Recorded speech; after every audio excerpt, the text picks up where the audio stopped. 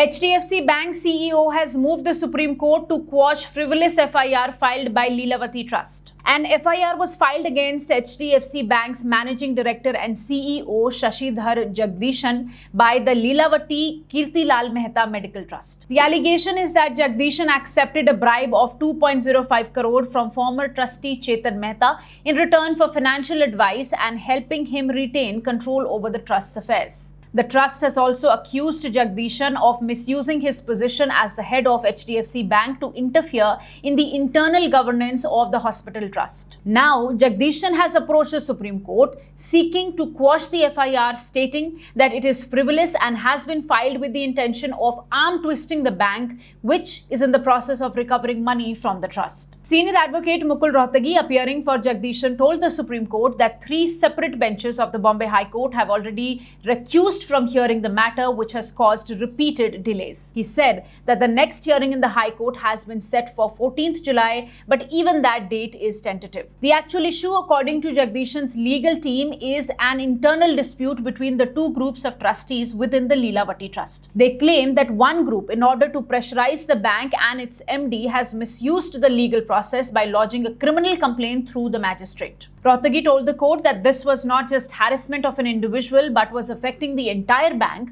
which is suffering on a daily basis due to pendency. Initially, the matter was listed before a Bombay High Court bench of Justices Ajay Gadkari and Rajesh Patil on 18th June, but Justice Patil had recused. Then it was brought before Justices Sarang Kotwal and Sham Chandok, but Justice Kotwal also recused. Later, it went before Justices Mahesh Sonak and Jitendra Jain, where Justice Jain recused after disclosing that he holds shares in HDFC Bank. Adding to the difficulty is an administrative order of the High Court, which already bars Lilavati Trust matters from being listed before 6 other judges. Well, the Supreme Court has now agreed to hear Jagdishan's plea and has listed the matter tomorrow. Stay tuned.